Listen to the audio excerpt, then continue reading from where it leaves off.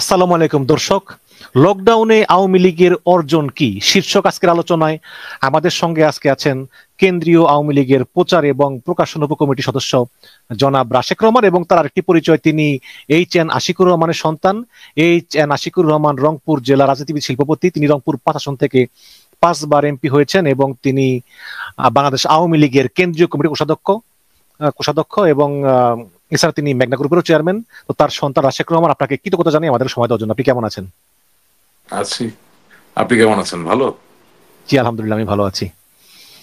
তো আপনার কাছে আমার প্রশ্ন যে আওয়ামী লীগ এই যে একটা লকডাউন ঘোষণা করলো গতকালকে ১৩ তারিখে, এই লকডাউন ঘোষণাটাকে আপনি সঠিক মনে করেন কিনা এবং এই লকডাউনটা আসলে সফল হয়েছে বলে আপনি মনে করেন কিনা? আচ্ছা দেখেন,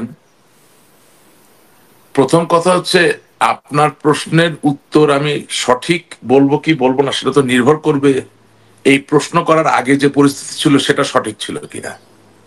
যেমন বাংলাদেশ আওয়ামী লীগ নিঃসন্দেহে বাংলাদেশের স্বাধীনতার দল। বাংলাদেশের মানুষের মুক্তি, স্বাধিকার এবং নিপীড়িত জনতার পাশে দাঁড়ানো যদি কোনো রাজনৈতিক দলের নাম বলতে হয়, এটা আমি আওয়ামী লীগ করি বলে বলছি না, এটা ইতিহাসের পাতায় একেবারে প্রতিষ্ঠিত সত্য। আওয়ামী লীগের নাম ছাড়া অন্য কোনো রাজনৈতিক দলের নাম প্রথমে আসবে না কোনো অবস্থাতেই। এবং ইনফ্যাক্ট আজকে মিশন ভাই, আপনাকে মিশন ভাই বলি, কিছু মনে করেন জি, না? হ্যাঁ, প্লিজ প্লিজ বলেন। হ্যাঁ, আপনি যেই পরিচয়ে পরিচিত, আমি যেই পরিচয়ে পরিচিত, সেটা যদি বাংলাদেশ হয়ে থাকে তাহলে বাংলাদেশ নামের পিছনে বঙ্গবন্ধু এবং আওয়ামী লীগের নাম তো অনস্বীকার্য। এখন সেই আওয়ামী লীগ যদি শান্তিপূর্ণভাবে সভা, সমাবেশ, মিছিল, প্রতিবাদ এর যে কর্মসূচি সেটা পালন না করতে পারে, তাহলে আসলে আপনি কি নিজেই আওয়ামী লীগের মতো একটি ঐতিহ্যবাহী, সুপ্রাচীন, বিশাল রাজনৈতিক দলকে লকডাউনের মতো কর্মসূচির দিকে ঠেলে দিচ্ছেন না? অর্থাৎ একেবারেই যদি আপনি একটা ঘরকে উদাহরণ হিসেবে আনেন, মাইক্রো লেভেল থেকে যদি আমরা শুরু করি, if the example should be taken from a micro perspective, then let's say একটা ঘর যদি ধরেন, সেখানে বাবা মা আছেন, ছেলেমেয়েরা আছেন। হ্যাঁ, তো এক একজনের রোল তো এক এক সময় একরকম থাকে, সবসময় যে খুব আদর্শিক রোল হবে তা তো না। এটাই তো সংসার জীবন, এবং সেখানে সমাজ, পরিবার সকলে মিলে মানুষকে রেগুলেট করে, তার মধ্যে দিয়ে মানুষ ভালো কাজ করে, হ্যাঁ, ভালোর দিকে এগিয়ে যায়। অনেক সময় রেগুলেট করতে না পারলে খারাপের দিকে যায়। তো এখন ধরেন আপনি আপনার সন্তানকে কথা বলতে দিচ্ছেন না, কথার কথা বলছি, বা আপনার সহধর্মিনী তাকে কথা বলতে দিচ্ছেন না, অথবা আপনার সহধর্মিনী আপনাকে কথা বলতে দিচ্ছেন না, তাহলে কি হবে? এক সময় তো একটা আউটবার্স্ট হবে, এবং সেই আউটবার্স্টটা লকডাউনের মতো হতে পারে। So it is a micro example. তো ঘটনা হচ্ছে যে ৫ই আগস্টে একটা ঘটনা ঘটেছে, গণ অভ্যুত্থান হয়েছে, বিপ্লব হয়েছে, সংগ্রাম হয়েছে, আন্দোলন হয়েছে। আওয়ামী লীগ সরকারের যিনি প্রধানমন্ত্রী, তিনি বাংলাদেশ থেকে দিল্লিতে চলে গেছেন, বহু মন্ত্রী এমপি চলে গেছেন, এগুলো সব সত্য, কোনোটা অস্বীকার করার কোনো সুযোগ নাই। কিন্তু এটাও সত্য যে আওয়ামী লীগের লক্ষ কোটি কর্মী সমর্থকরা কি গুলি করেছে? বা ওই লক্ষ কোটি সমর্থক, যে ধরেন কোন একটা ওয়ার্ডের একজন সাধারণ নেতা বা একজন সমর্থক, তিনি কি আসলে কারোর সাথে কোনো ঝগড়া বিবাদে লিপ্ত হয়েছেন? তা তো না। তাহলে আপনি সমূলে যদি আওয়ামী লীগকে তার রাজনৈতিক কর্মসূচি পালন না করতে দেন, তাহলে লকডাউন ছাড়া অন্য কি আর উপায় থাকে বলে আপনার কাছে আমি প্রশ্ন করছি। জি, কিন্তু আহ, এখানে লকডাউনটা ডাকা হয়েছে কিন্তু শেখ হাসিনার বিরুদ্ধে মানবতা বিরোধী অপরাধের যে রায়ের তারিখ নির্ধারণ সেই অনুযায়ী। তো সেইটাকে আপনি সঠিক মনে করেন কিনা যে আসলে এখানে এই মানবতা বিরোধী অপরাধের বিচার আসলে হওয়া উচিত না, বা এরকম কিছু? ওটা তো ভিন্ন প্রসঙ্গ যে কেন তাদেরকে না, রাজনৈতিক পৃথিবীতে কার্যক্রম করতে হচ্ছে না। পৃথিবীতে পৃথিবীতে কোনোদিনও কোনো বিচার কোনো বিষয় হওয়া উচিত না সেটা তো আমি বলবো না, আপনিও বলবেন না, কেউই বলবে না। আপনিও যদি এখন যুক্তরাজ্য থেকে, আপনি যুক্তরাজ্যে আছেন, সেই জি জায়গা থেকে জি। যদি মনে করেন যে আমি অন্যায়কারী, হ্যাঁ, আমি যেই দেশেই থাকি, আপনি সে দেশে না এসেও আপনার নিজের দেশে থেকেও তো আমার সম্বন্ধে একটা অভিযোগ দায়ের করতে পারেন। প্রশ্ন হচ্ছে যে অভিযোগ দায়ের করার পরে যিনি বিচার করবেন, তিনি কি বিচারটা সঠিক করছেন কিনা। যদি বিচারটা প্রহসনমূলক হয়, তাহলে আমি যদি তার প্রতিবাদ করি, সেটাও তো নিশ্চয়ই একটা অন্যায় হবে না, সেটাও আমার ন্যায়সঙ্গত একটা অধিকার। এখন আপনি আমাকে প্রশ্ন করতে পারেন যে কেন আপনি মনে করছেন এটা অন্যায়। জি আমি মনে করছি এটা অন্যায় কারণ বাংলাদেশের স্বাধীনতা যুদ্ধের যারা বিরোধিতাকারী, যে রাজাকার, আল বদর, আল শামস, যাদের বিচার ওই আইসিটিতে হলো, এবং সেই বিচার প্রক্রিয়ায় যিনি তাদের পক্ষ হয়ে কৌশলী বা আইনজীবীর ভূমিকা পালন করলেন, তিনি কিভাবে প্রসিকিউটর হন? নাম্বার ওয়ান, আমি খুব বেশি জায়গায় যেতে চাই না, কারণ আমাদের মানে অনেক ব্যাপার করতে হবে। তাজুল ইসলাম সাহেবের কথা বলতেছেন? হ্যাঁ, আপনি তাজুল ইসলাম সাহেবের জায়গায় যদি খায়রুল ইসলাম সাহেব হয়, খায়রুল ইসলাম হায়দার আলী হয়, that doesn't make a difference. The idea is as such যে আপনি আমাকে বলেন, আপনি যে যুক্তরাজ্যে আছেন, যে ওয়েস্টমিনিস্টারিয়ান পার্লামেন্টারি পলিটিক্সের তারা ধারক বাহক, সেই জায়গায় এই যে কমন লর উপর ভিত্তি করে যে বিচার কার্যগুলো হয়, সেখানে কোনোদিন কোনো ব্যক্তি যদি সেডিশন বা ট্রিজন দ্বারা অভিযুক্ত হন এবং তার ওই বিচার কাজে তার ডিফেন্সে যে থাকবে, সে আবার নতুন করে অন্য কাউকে সেডিশন বা রাষ্ট্রদ্রোহিতার মামলায় প্রসিকিউটর হবে, এটা কি সম্ভব? তো যদি ইংল্যান্ডে এটা সম্ভব না হয়, তাহলে বাংলাদেশে কেন এটা সম্ভব হবে? আপনি কিন্তু আমার কথা খুব সহজ বুঝবেন। অভিযোগ করার অধিকার নাই, এটাকে অস্বীকার করতে পারবেন। হ্যাঁ, আপনি বিচার চাইতে পারেন, আপনি অভিযোগ করতে পারেন, আপনি মামলা করতে পারেন। সত্য না মিথ্যা তা তো এভিডেন্স এবং আইনি যে প্রক্রিয়া, সাক্ষী সাবুতের মধ্যে দিয়ে প্রমাণিত হয়ে আসবে। কিন্তু এখন যে অবস্থা, তাতে করে is it possible anywhere in this world? তো তাহলে যদি অনুমতি দেন, তাহলে একটু যদি অনুমতি দেন, সেটা হচ্ছে যে চিফ প্রসিকিউটর কিন্তু একজন উকিল, এবং বাংলাদেশের তো উকিলরা সাধারণত রাজনীতি করেই থাকে, কিন্তু বিচারকরা যদি নিরপেক্ষ হয় বা বিচারকদের বিরুদ্ধে যদি এরকম কোনো অভিযোগ না থাকে, তাহলে তো এই মামলার বিচার কার্য সঠিকভাবে হওয়ার কথা। তাতে চিফ প্রসিকিউটর যদি নট নেসেসারিলি। সবচেয়ে বড় কথা হচ্ছে যে এর যে ধারাভাষ্য, সেটা তো আমরা দেখছি। আপনি সুপিরিয়র রেসপন্সিবিলিটি দিয়ে যখন কাউকে কানেক্ট করার চেষ্টা করবেন, সেটা তো শুধু উনি সুপিরিয়র রেসপন্সিবিলিটির জায়গায় আছে বলে আপনি বলে দিলেন তা তো হয়ে গেল না। আপনাকে সুপিরিয়র রেসপন্সিবিলিটি থেকে একেবারে ইনফিরিয়র রেসপন্সিবিলিটি, মানে অধস্তন জায়গায় যিনি আছেন তার সাথে যে কানেক্টিভিটি, সেটা তো এস্টাবলিশ করতে পারেনি। তো সেটা যদি আপনি এস্টাবলিশ না করতে পারেন, তাহলে আপনি এত দ্রুততার সাথে বিচার কাজ শেষ করছেন কিভাবে? যুক্তিসঙ্গত ভাবে আসি। আমি বলে বসলাম যে কাজী মিজান সাহেব আমাকে হত্যা করার জন্য কোন পেদ্রো নামে কোন একজন ব্যক্তিকে পাঠিয়ে দিয়েছেন এবং তিনি আমাকে গুলি করেছিলেন, আমার হাতে বা পায়ে গুলি লেগেছে। এটা আপনি অভিযোগ করতেই পারেন, কিন্তু প্রমাণ করতে হবে কি? প্রমাণ করতে হবে যে আসলে এই পেদ্রোর সাথে আপনার কানেক্টিভিটিটা কি, সেটা কি প্রমাণিত হয়েছে? আপনি কি আমাকে দেখাতে পারবেন? I don't think so. না, এখানে তো ওই যে মামুন সাহেব রাজসাক্ষী হয়েছেন এবং অনেকগুলো হোক না, মামুন সাহেব তো আইজি। আমি কি বলেছি, একেবারে ঊর্ধ্বতন জায়গা থেকে অধস্তন জায়গা পর্যন্ত। এখন মামুন সাহেব কি কোনো রেকর্ড দেখাতে পেরেছেন বা কোনো নথিপত্র দেখাতে পেরেছেন যেখানে তৎকালীন প্রধানমন্ত্রী বঙ্গবন্ধু কন্যা জননেত্রী শেখ হাসিনা তাকে ফর্মালি অর্ডার দিচ্ছে তুমি এটা করো? সেটা তো দেখাতে পারেননি। আপনি দেখান। আমরা তখন লাইভ টিভিতে আছি, আমি তো আপনার কাছে আহ্বান জানাচ্ছি, why don't you show me a proof? Mobile evidence, No. Record. Mobile evidence, how does it connect with the sub inspector who shot a bullet against those innocent boys and girls? How does it prove? How did you connect? Show me the connectivity. আমি কোনো কিছু আপনার সাথে debate করার জন্য করব না। I am asking you, আমি আপনাকে একেবারে নির্মোহ আহ্বান জানাচ্ছি, আপনি প্লিজ, যার অস্ত্র থেকে গুলি বেরিয়ে একজন নিরপরাধ নিরীহ শিশু, মানে আমার শিশু বলেন, কিশোর বলেন, যুবক বলেন, যুবতী বলেন, তারা যে গুলিতে আক্রান্ত হয়েছেন, এই কানেক্টিভিটিটা দেখান কাইন্ডলি। আপনার শুনতে ভালো না লাগতে পারে, আপনি যে আমার পক্ষে না হন আমার কথা ভালো লাগবে না, আপনি যে আমার পক্ষে হন ভালো লাগবে, কিন্তু আপনার আমার পক্ষে বা বিপক্ষে হওয়ার দরকার নেই। একেবারে নির্মোহ আইন নির্ভর যুক্তির জায়গা থেকে আপনি বলুন। আমি আপনাকে আহ্বান জানাচ্ছি, ইউর অন লাইভ, আপনাকে লাইভে কেউ শেয়ার করুক, একটা কানেক্টিভিটি দেখান। That is very important. আমরা যেটা শুনলাম, আমি মুখ দিয়ে বলে ফেললাম, মিশন সাহেব পারমাণবিক বোমা মেরে পুরো পৃথিবী উড়িয়ে দেন, ওকে? আপনি বলেন জি জি জি, মেরে দিচ্ছি। তারপরের দিন দুর্ঘটনায়, কোন এক দুর্ঘটনার কারণে লেটসে পাকিস্তান বা ভারত বা রাশিয়ার কোন একটা পারমাণবিক বোমা ফুটে বহু লক্ষ লোক মারা গেল। আপনি পারবেন নাকি আমাকে ফাঁসি দিতে? কিন্তু আপনি যদি প্রধানমন্ত্রী হন আর আমি যদি পুলিশ প্রধান হই, না, ধরেন আমি প্রধানমন্ত্রী, কথা বলছেন না না, আপনাকে বলছি, ধরেন আমি প্রধানমন্ত্রী, আপনাকে কোন একটা পর্যায়ে আমি বলে ফেললাম, এটা বলা ঠিক না কিন্তু বলে ফেললাম রাগের মাথায়, যে মাঝে মাঝে মনে হয় পারমাণবিক বোমা মাইরা উড়াই দেওয়া উচিত। ধরেন মিখাইল গর্বাচভ, তার স্ত্রীর সাথে ঝগড়াঝাটি হয়েছে, মনটা খুব খারাপ, মিখাইল গোরবাচভ তো আপনি চেনেন, ইউএসএসআর এর চীন, জি, উনি মনে হয় সর্বশেষ সোভিয়েত প্রেসিডেন্ট সর্বশেষ, ছিলেন। Right, USSR. হ্যাঁ, তো ধরেন খুব স্ত্রীর সাথে ঝগড়াঝাটি হয়েছে, আগের চোটে উনি আপনার জর্জিয়ার সাবেক রাষ্ট্রপতি, যিনি ইউএসএসআর এর আবার ইয়েও ছিলেন, কি বলে, এডওয়ার্ড শেভারনাথ থেকে বলে বসলেন রাগের মাথায় যে পারমাণবিক বোমা মেরে মাঝে মাঝে মনে হয় যে পৃথিবীটাকে উড়াইয়ে দিই। এই বলার পরের দিন চেরনোবিল ধরেন একটা দুর্ঘটনা ঘটে গেল, চেরনোবিল তো মনে আছে আপনার। তাহলে আপনি এখন ফাঁসি দিতে পারবেন নাকি? আপনাকে তো কানেক্ট করতে হবে।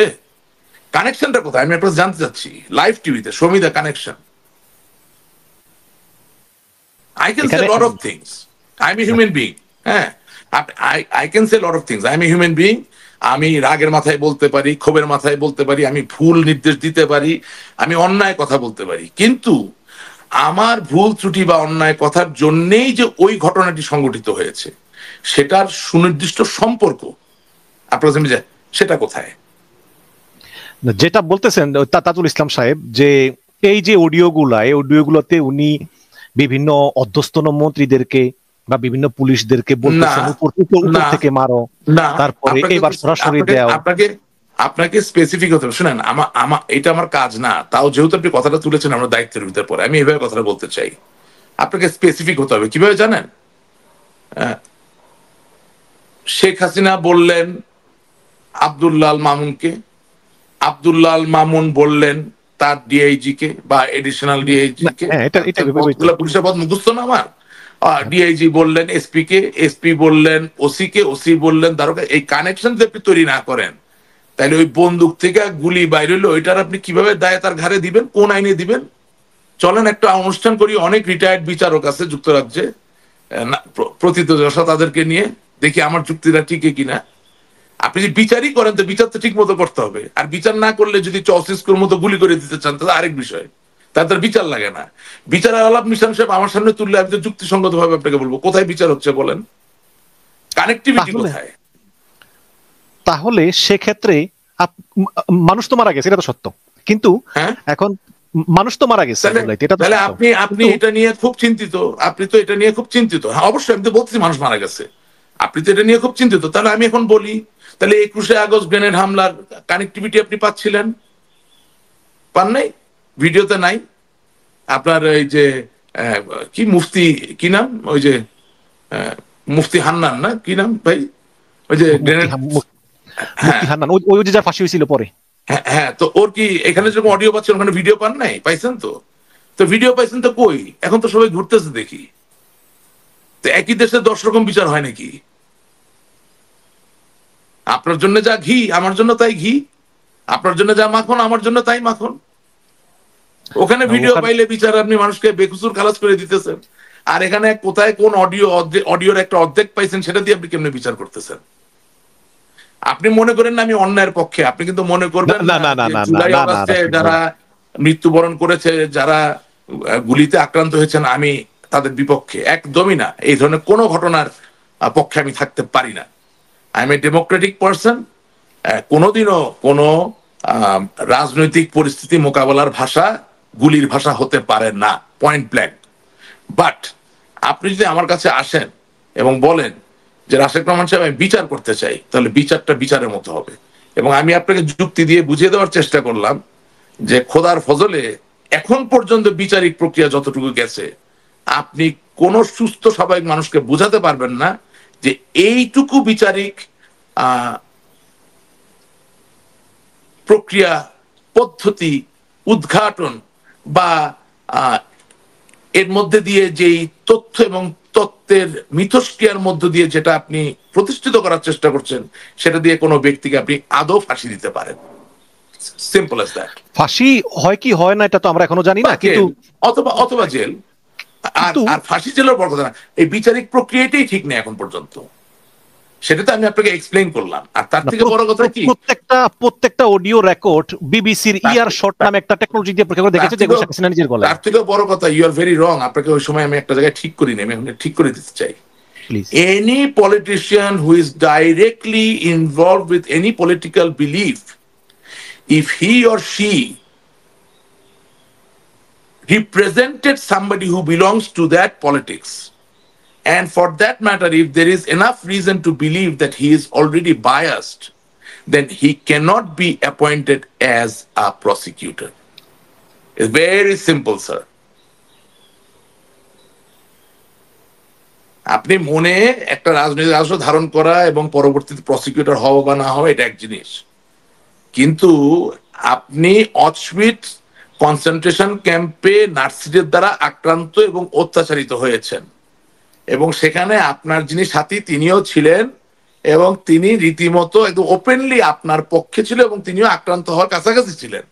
সেই জায়গা থেকে তিনি মুক্ত হওয়ার পরে আবার ওই অচউইটস কনসেন্ট্রেশন ক্যাম্পের মামলার উনি প্রসিকিউটর হবেন না, এটা হবে না, এটা হয় না।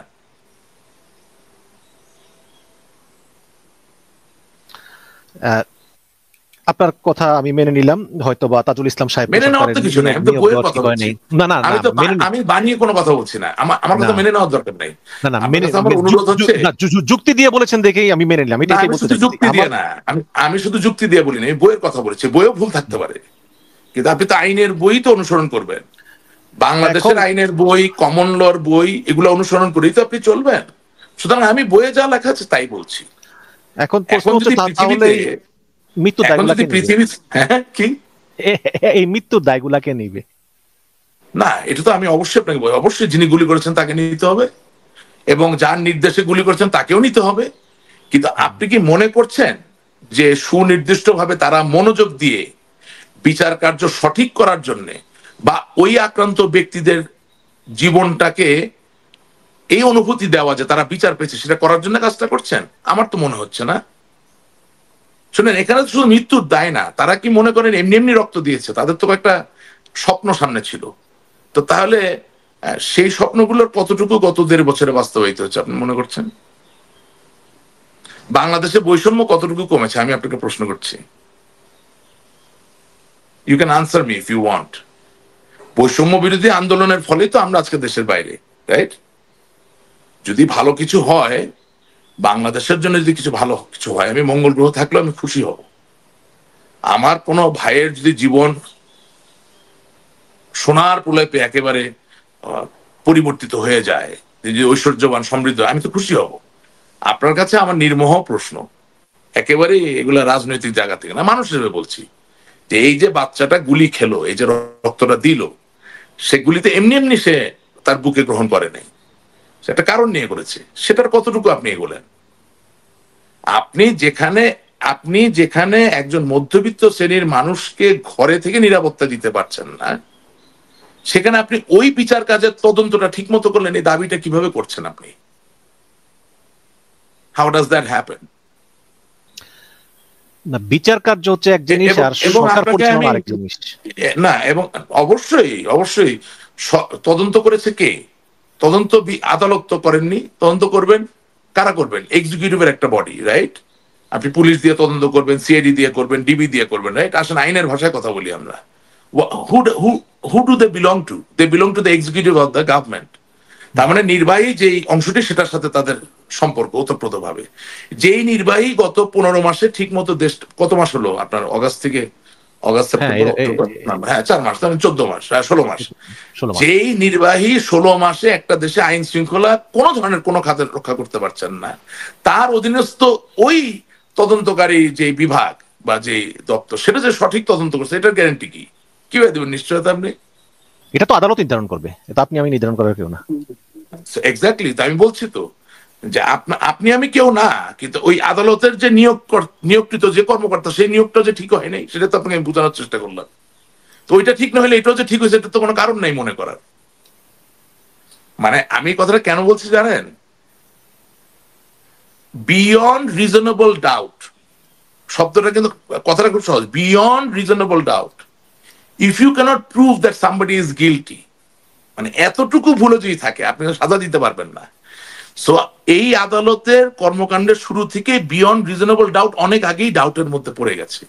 আমি এটুকু আপনাকে বলার চেষ্টা করছি। তাহলে এক্ষেত্রে একটা প্রশ্ন, যে মানে আপনার মতামত চাই আর কি। আমি আপনাকে একটা প্রশ্ন করি, এই সরকার কি পারতো না যে ঠিক আছে, এত ঐতিহাসিক একটা বিচার যখন করবেন, এত ঐতিহাসিক একটা বিচার, হ্যাঁ, এই সরকার একটা জিনিস তো পারতো না, মানে স্বচ্ছতার জন্য এবং সরকার অনেক কিছু পারে আপনি জানেন, এবং অধ্যাদেশ রাষ্ট্রপতির মাধ্যমে করে নিয়ে আসতে পারে। এটা করতে পারতো না যে ঠিক আছে আমরাই বিচার করতে চাই,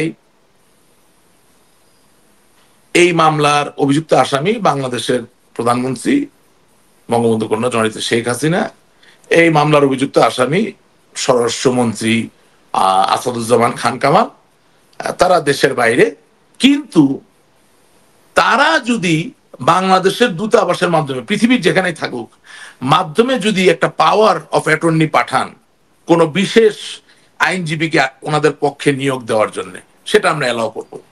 এটা যদি করতেন তাহলে আপনার মনে হয় না আপনার কষ্ট একটু কম হইতো? কোথার থেকে কোন বটতলার উকিল একটা নিয়ে আসছেন বঙ্গবন্ধুর কন্যাকে ইয়ে করার জন্য, আত্মপক্ষ সমর্থন করার জন্য? ফাইজলামি করা জায়গা নাকি? এখানে তাদের তো আসামিদের তো ঠিকানাই পাওয়া যায় না। ঠিকানা পাওয়ার দরকার কি? সুদা সদনে গিয়ে তো চিঠি একাধিকবার দেওয়া হয়েছে। ঠিকানা পেতে হবে কেন? সরকার সুবিচার নিশ্চিত করার জন্য যে কোনো সিদ্ধান্ত গ্রহণ করতে পারেন। আপনি তো ঘরের রহিমাকে নিয়ে ডিল করতেছেন না। আপনি রাশেক ভাই, আমি দায়িত্ব নিয়েই বলছি। না না না, আমাকে একটু continuation, it is very important. আপনি ওয়ান এন্ড অনলি শেখ হাসিনাকে নিয়ে ডিল করতেছেন। পৃথিবীতে একজন শেখ হাসিনা আছে। আপনি এটাকে বলে এহলান করা, এটা আইনে আছে। হ্যাঁ, আপনি যখন জমি নিলাম করতে যাবেন, ঘর নিলাম তখন এহলান করতে হয়। আপনি বিশেষ পরিস্থিতিতে বিশেষভাবে এহলান করতে পারবেন না যে যদি শেখ হাসিনা চান তিনি তার পছন্দসই একজন আইনজীবী উনি যেখানেই থাকুক উনি নিয়োগ দিতে পারবেন। Why can you not do that? সেটা আপনি যদি বিশেষ ট্রাইব্যুনালে তার বিচার করেন, একটু আমি শেষ করি, উনি যদি বিশেষ ট্রাইব্যুনালে ওনাকে বিচার করা হয় তাহলে আপনি বিশেষ ব্যবস্থায় কেন ওনার প্রতিনিধিত্বটা আপনি এনশিওর করতে পারবেন না? এটা আপনার সাথে আমার আলাপ হচ্ছে, কিন্তু I am not challenging, I am giving a proposition. এজন্য তো বলেছি যে সরকার আহ্বান জানিয়েছে আইনজীবী নিয়োগ করার জন্য, কিন্তু শেখ হাসিনা পক্ষ থেকে কেউ দেননি। সরকার বাধ্য হয়ে নিজে আইনজীবী নিয়োগ দিয়েছে। ওটা কিন্তু ওই সরকার নিয়োগ দিয়েছে। আমি আপনাকে ভিতরের কথা বলে দিলাম। সরকার যেটা পোশাকে আহ্বান জানিয়েছেন সেটা দিয়ে শেখ হাসিনা জীবনে ওনার পছন্দের আইনজীবী দিতে পারতেন না। আপনাকে ওই আইনগত বাধার জায়গাটা বলে দিলাম। সেটা হচ্ছে যে ফৌজদারি দণ্ডবিধির ক্ষেত্রে কোনো অবস্থায় আপনি নিজে উপস্থিত না হয়ে কোনো আইনজীবী দিতে পারেন না। এটা তো একটা বিশেষ পরিস্থিতি, বিশেষ আদালত। আপনি ধরে নেন খুব আপনি চাইতেছেন ঐতিহাসিক বিচার করবেন, এই আইনটা কি আপনি সরকার পাল্টেছে নাকি? আইনটা আগে থেকে ছিল? আইনটা কি আগে থেকে ছিল নাকি আগে থেকে ছিল? আমার যুক্তিটা ওটা, এটা আগে থেকে ছিল। যেহেতু বিশেষ আদালতে আপনি যাচ্ছেন, যেহেতু আপনি বিশেষ শব্দটা কি বিশেষ আদালতে যাচ্ছেন, তাহলে আপনি বিশেষ সুযোগ করতে পারতেন। আমি তো কাউকে ক্ষমা করতে বলছি না। এই বিশেষ সুযোগটা কি জামাত ইসলাম পেয়েছিল? আমি একটু শেষ করি। বিশেষ আদালত মানে কি? বিশেষ পরিস্থিতির বিশেষ বিচার, বিশেষ পরিস্থিতির বিশেষ অপরাধের বিশেষ বিচার।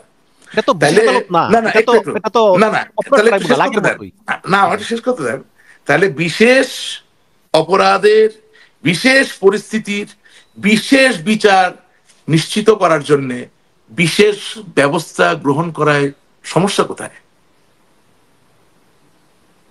যদি না করি তাহলে সমস্যা কোথায়? কারণ এটা তো আগের আইন। তাহলে তো যদি না করেন তাহলে তো অনেক সমস্যা। এই আইন অনেক সমস্যা, যুদ্ধাপরাধের বিচার হয়েছিল। অনেক সমস্যা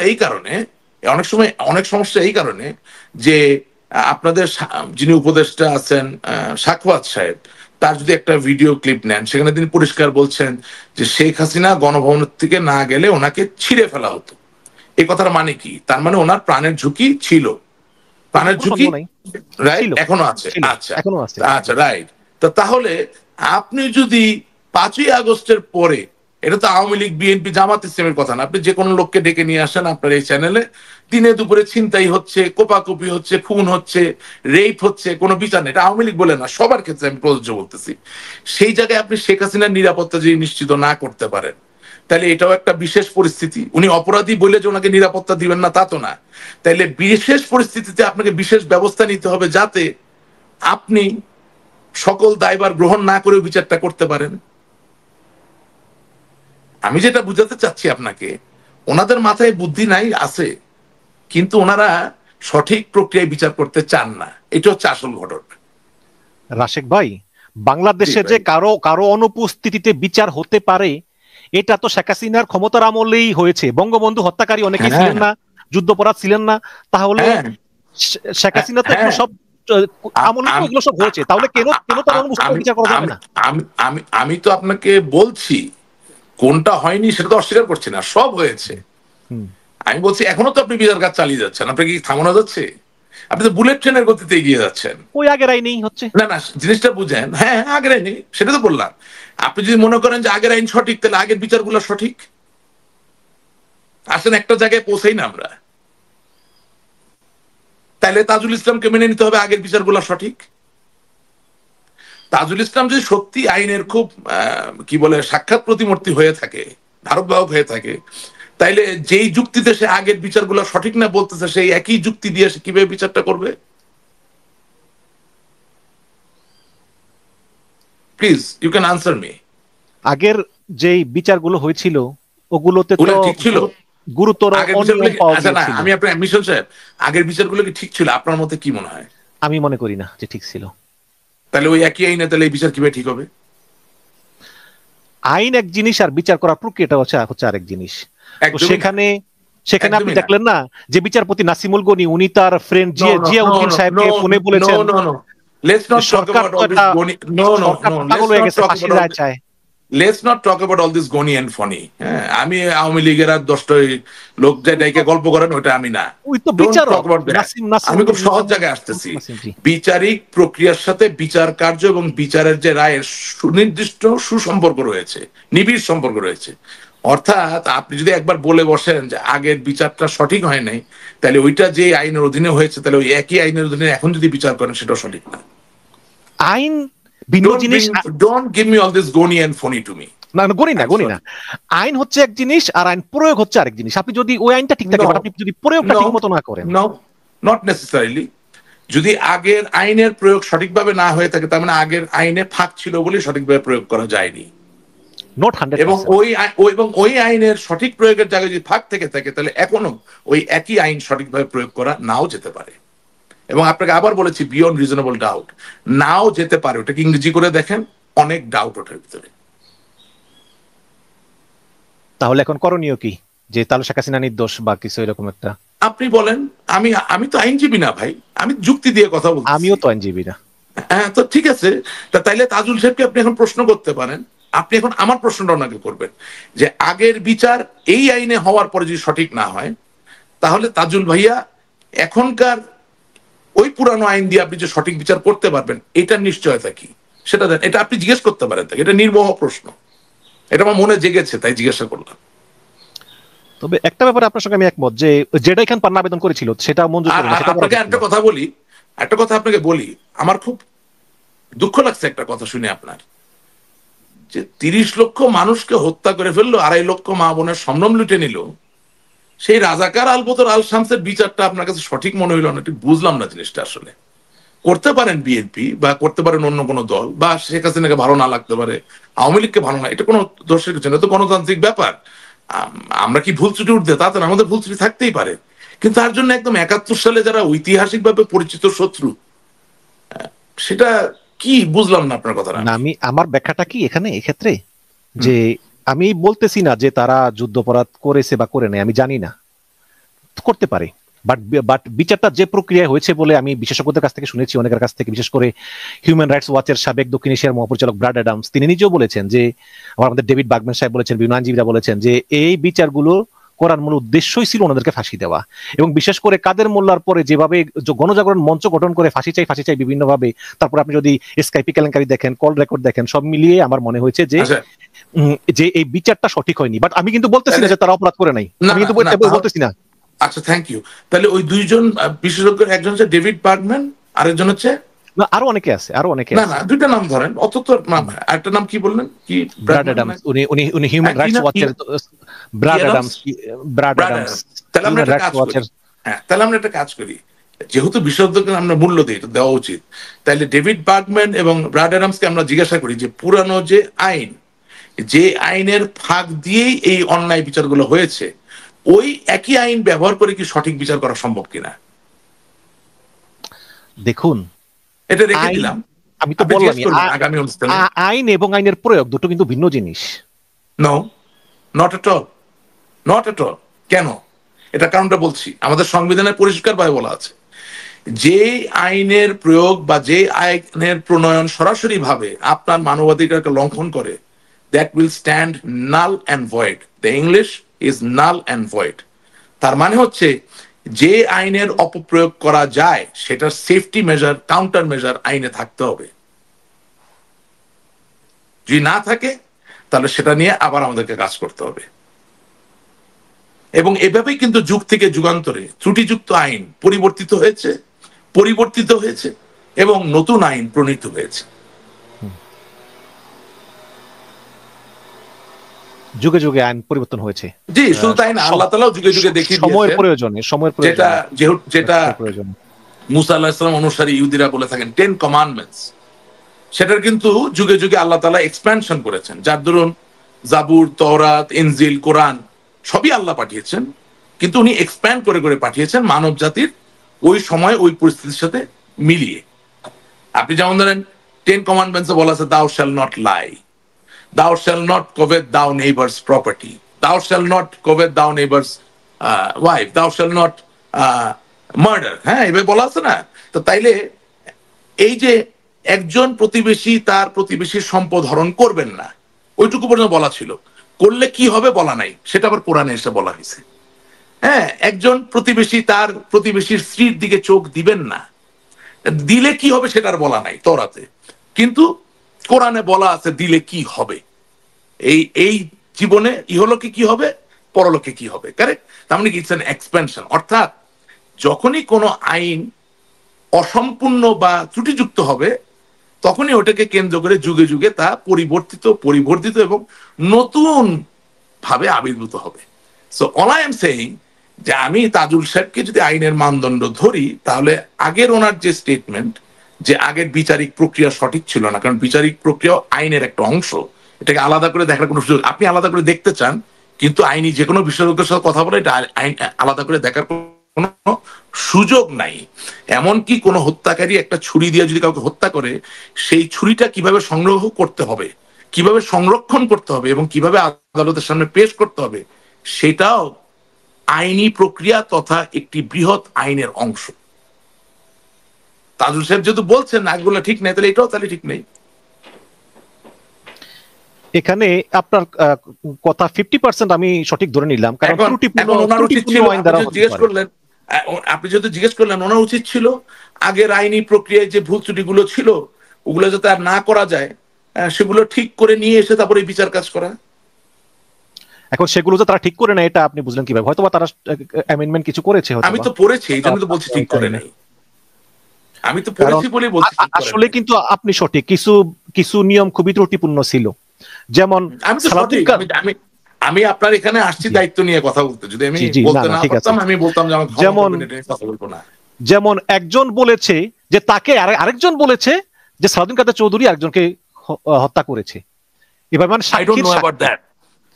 আমি হয়ে যাওয়া বিচারে যেতে পারি না।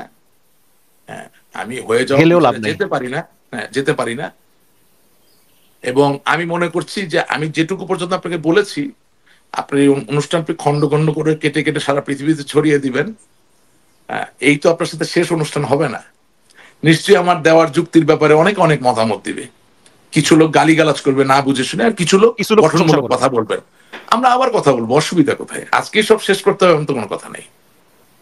না না না, তা তো বটেই। তবে একটা ব্যাপারে আমি আপনার সঙ্গে একমত যে সরকার পারতো যে অ্যাটলিস্ট, যেহেতু এটা খুব সেন্সিটিভ বিচার, একেবারে 100% সবকিছুর ঊর্ধ্বে রেখে আচ্ছা তুমি কি চাও বলো, আচ্ছা এটা ঠিক আছে, না তুমি কি চাও বলার তো দরকার নাই, বললেই তো হইতো যে আপনি পৃথিবীর যেই জায়গায় থাকেন, যে অবস্থায় থাকেন, আপনার পছন্দনীয় আইনজীবী পাঠান না, আমেরিকার থেকে পাঠান, যুক্তরাজ্য থেকে পাঠান, ওয়ার্ল্ডের বেস্ট, অসুবিধা কোথায়?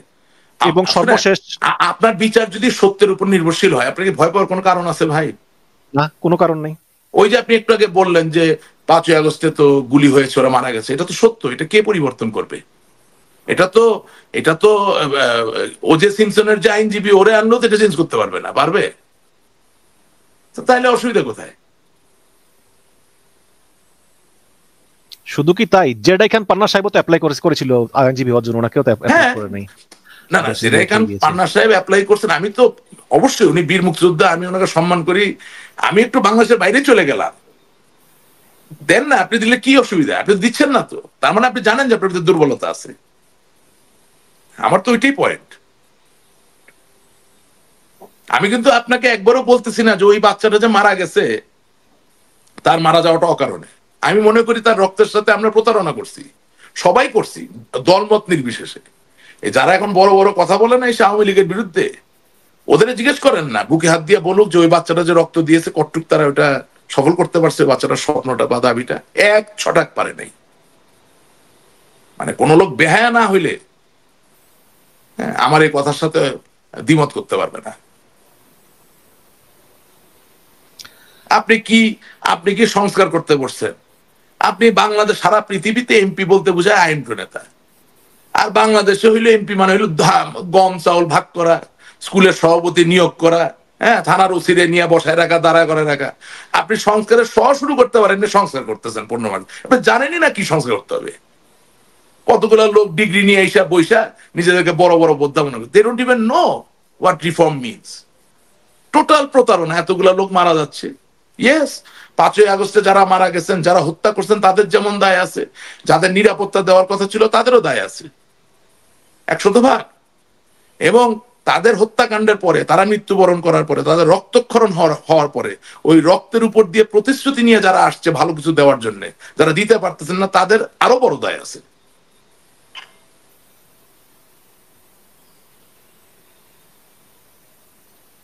জি, আপনি কি কিছু তাহলে মনে করতেছেন আমার কথায়? না না না, মনে মনে করতেছি না, আমি অন্য জিনিস ভাবতেছিলাম। ঠিক আছে, এখন তাহলে আমরা ফিরে আসি বর্তমান রাজনীতিতে। আপনি কি মনে করেন যে পশ্চিমারা আসলে একটা রিফাইন্ড আওয়ামী লীগ আনার চেষ্টা করতেছে? এই যে গতকালকেও দেখলাম কিছু কূটনীতিক বৈঠক করলো উপদেষ্টাদের সঙ্গে, আবার আরেক উপদেষ্টার সঙ্গে, মানে পশ্চিমারা আসলে কি ভাবতেছে? এখন পর্যন্ত কোনো প্ল্যান আছে আসলে কিনা যেটা রিফাইন্ড পশ্চিমেরা আওয়ামী কি লীগ? চায় এটা আপনারা আজ পর্যন্ত বুঝতেই চান নাই। পশ্চিমারা ভাই টাকা পছন্দ করে, টাকা, সম্পদ পছন্দ করে।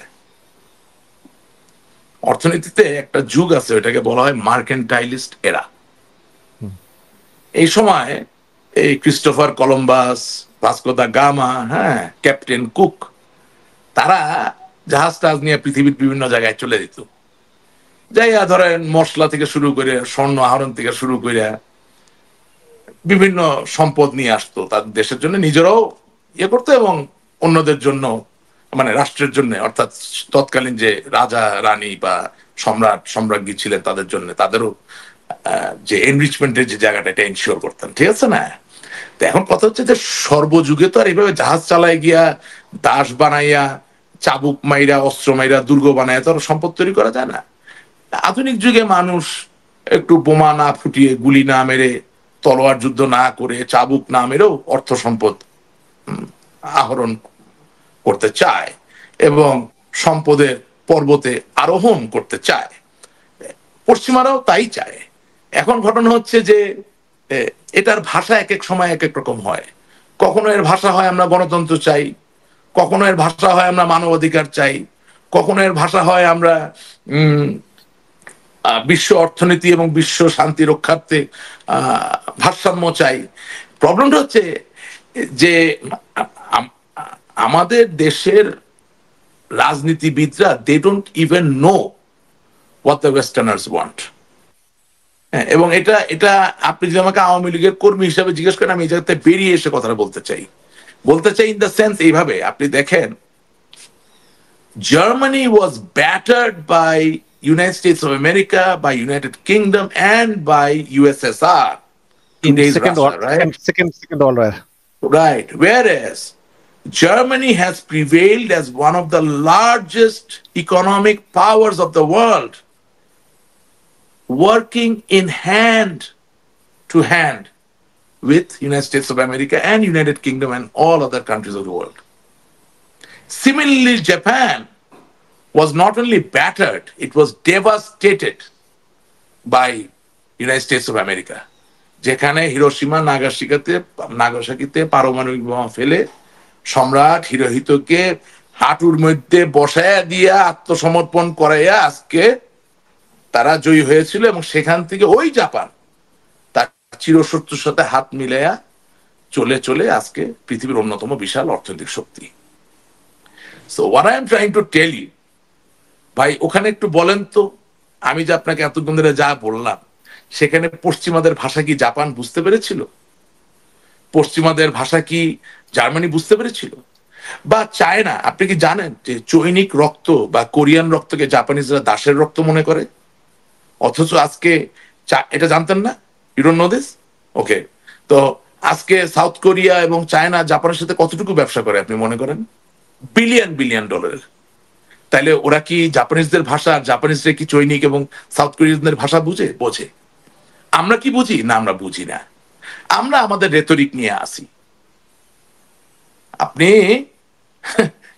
মানে দিনের শেষে আপনার যদি ব্যবসা বাণিজ্য অর্থ সম্পদের সম্ভাবনা অধিকতর থাকে, ওর দিকে তাকালে কার লোভ হয় না, কার ভালো লাগে না? তা তো বটেই। আমরা তো সেই জায়গাটায় 54 বছর ধরে যেতে পারছি না, যেতে চাচ্ছি না। আমরা বুঝেও না বুঝার ভান করি। This is the reality. So আপনি যখন পশ্চিমাদের নিয়ে কথা বলেন, আমি শুধু আপনাকে একটা কথাই বলতে চাই, যদি এখানে যুদ্ধ বিগ্রহ গৃহযুদ্ধ হইলে পশ্চিমারা ধর্নাঢ্য হয়, তারা ওইটাই করাবে। আর যদি এখানে শান্তি আসলে ওনারা বেশি অর্থ সম্পদের অধিকারী হতে পারেন, ওনারা ওইটাই করাবেন। না, আমি এই এখন প্রশ্ন কেন করলাম, এখন এখন আমাদের সিদ্ধান্ত আমরা কি করব। শেখ হাসিনা বলেছেন যে গতকালকে যে পশ্চিমার আসলে তার ক্ষমতা থেকে শরীরের সঙ্গে জড়িত না। আবার দেখলাম যে ওই নওফেল সাহেব, ব্যারিস্টার নওফেল সাহেব, তিনি রাশিয়ান এক টিভিতে তিনি সাক্ষাৎকার দিয়েছেন, তিনি বলেছেন যে পশ্চিমারা জড়িত। আবার আসাদুজ্জামান খান কামাল বলতেছেন যে সিআইএ জড়িত এবং ওয়াকারুজ্জামান সিআইএ এর এজেন্ট। তাহলে তারা বলতেছেন এক কথা, শেখ হাসিনা বলতেছে যে না, এর সঙ্গে আমেরিকা জড়িত না। তাহলে আমরা কোনটা সঠিক মনে করব? না, আমি কারো নাম ধরে কোনো কথা বলবো না। আমি শুধু বলতে চাই, দায়িত্ব জ্ঞানহীন কথা বললে জেনজি যে প্রজন্মটা নিয়ে আমরা রাজনীতি করতে চাই, তাদের কাছে আমরা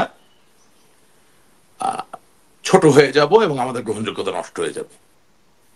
সুতরাং আপনি যাদের কথা বলছেন, আমি আমি এইটা নিয়ে কোনো মতামত দিতে চাই না। আমি মনে করি ভারতের অজিত দোভাল সাহেব যে কথাটা বলছিলেন, সেখানে আমি কিছুটা সত্যতা খুঁজে পাই। যেমন আমরা, হ্যাঁ, আমরা 15 বছর ধরে ক্ষমতায় ছিলাম এবং সত্যিকার অর্থে মেধাভিত্তিক নেতৃত্ব গড়ে ওঠার জায়গাটায় আমরা মনোনিবেশ করিনি। আমরা তৈলমর্দন এবং নিজেদেরকে নিজেরা কিভাবে আক্রান্ত করতে পারবো, ক্ষমতার একটা অংশগ্রহণ করার জন্য সেই খেলায় বেশি লিপ্ত ছিলাম। যার দরুন মানুষের মাঝে ক্ষোভ, রোষ এবং হতাশা যে তৈরি হয়েছিল, এবং অনেক জায়গায় আমাদের দৃষ্টিপাত করা উচিত ছিল যেটা আমরা করতে পারিনি, সেটারই ফলাফল 5ই আগস্ট। এইসব এই মুখরোচক কথাবার্তা বলার কোনো মানে হয় না। কারণ কি, আপনি সিআইএতে যায় বাংলাদেশের ডেস্কটা দেখেন, ছোট একটা টুলের সমান ডেস্ক হবে।